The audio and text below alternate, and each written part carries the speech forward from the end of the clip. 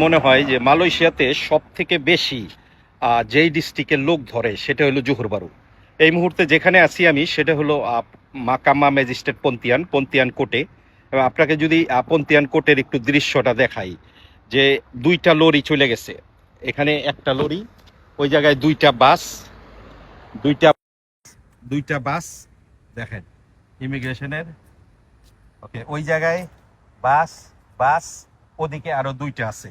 মোট কথা হলো তিনটা বাস এবং তিনটা বড় লরি দিয়া এই মাকামা ম্যাজিস্ট্রেট পন্তিয়ানে লোক নিয়ে আসছে। এখানে মোটামুটি 200-র উপরে লোক হইব, তবে সবাই যে বাংলাদেশি তা না। এর মধ্যে বাংলাদেশি আছে, ইন্দোনেশিয়ান আছে, মিয়ানমার আছে, বিভিন্ন দেশের আছে। আমি আমার মিনিংসটা এটা এই ভিডিওটা করার, যে বর্তমান সময়ে সব থেকে বেশি লোক যে ধরা হইতেছে সেটা হইলো জোহর ডিস্ট্রিক্টে যদি আমি বলি। তাই জোহর ডিস্ট্রিক্টে যারা আছেন তাদের সবার উদ্দেশ্যে বলবো যে সাবধানে থাকবেন। আজকে ফেব্রুয়ারি মাসের 6 তারিখ।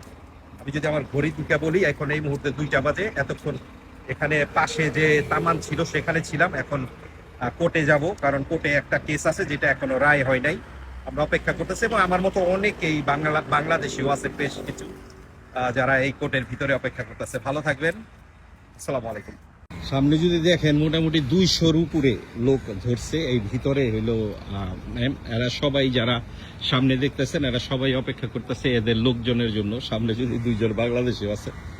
এটা হলো কোর্ট, এখন আমরা যাব ভিতরে। ভিডিও করা নিষেধ।